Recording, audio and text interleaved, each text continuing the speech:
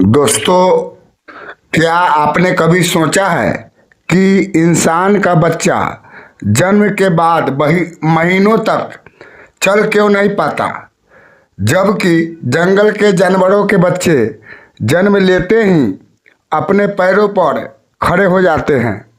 क्या यह सिर्फ प्रकृति का नियम है या इसके पीछे कोई दैवी कारण छुपा है? आज की यह कहानी आपको उस रहस्य तक ले जाएगी जिसे बहुत कम लोग जानते हैं। बहुत पुराने समय की बात है। एक छोटे से नगर में हरिदास नाम का एक गरीब लेकिन धर्मात्मा व्यक्ति रहता था। उसके पास केवल एक ही धन था, एक सफ़ेद गाय जिसे वह अपनी माता की तरह पूजता था। हरिदास रोज उसे प्रेम से चारा देता, नहलाता और उसके दूध से अपना जीवन चलाता। कुछ समय बाद हरिदास का विवाह माधवी नाम की स्त्री से हुआ। माधवी सुंदर तो थी, लेकिन उसके हृदय में करुणा नहीं थी। एक दिन माधवी ने कहा, मुझे कीमती वस्त्र और आभूषण चाहिए।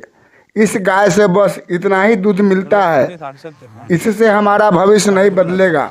हरिदास बोला, यह गाय मेरे लिए माता है, मैं इसे कष्ट नहीं दे सकता। लेकिन रोज रोज के तानों ने हरिदास को कमज़ोर कर दिया। आखिरकार माधवी के कहने पर उसने गाय के छोटे बछड़े को दूर के व्यापारी को बेच दिया। उस दिन गाय की आंखों से आंसू बह निकले। कुछ समय बाद गाय ने दूध देना कम कर दिया। माधवी ने क्रोध में आकर उसे घर से निकाल दिया।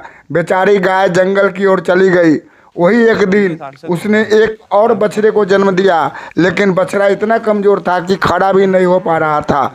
गाय ने आकाश की ओर देखकर दर्द भरी आवाज़ में प्रार्थना की, हे पालनहार, मेरे बच्चे को इतनी असहाय अवस्था क्यों दी? क्या मातृत्व इतना बड़ा अपराध है? वरदान! तभी आकाश से दिव्य प्रकाश प्रकट हुआ और एक वाणी गूंजी, हे गौ माता, तुम निर्दोष हो। आज से यह वरदान है कि पशुओं के बच्चे जन्म लेते ही अपने पैरों पर खड़े हो सकेंगे, ताकि वे किसी पर निर्भर न रहे। बछड़ा धीरे धीरे उठ खड़ा हुआ। गाय की पीड़ा कुछ कम हुई।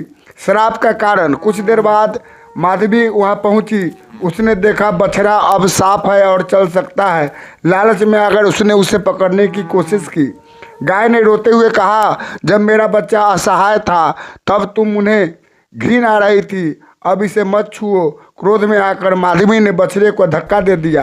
तभी गाय के भीतर बरसों का दर्द फूट पड़ा। उसने धरती, आकाश और प्रकृति को साक्षी मानकर कहा, आज से मानव स्त्रियों के बच्चे जन्म के बाद लंबे समय तक दूसरों पर निर्भर रहेंगे। उन्हें अपने पैरों पर चलने में समय लगेगा, ताकि मातृत्व का मूल्य समझा जा सके। उसी दिन तेज तूफान आया और माधवी की मृत्यु हो गई। मृत्यु के बाद उसके कर्मों का हिसाब हुआ। दया का अभाव, माता समान प्राणी का अपमान और स्वार्थ, उसे उसके कर्मों का फल मिला। कहानी यही समाप्त नहीं होती दोस्तों।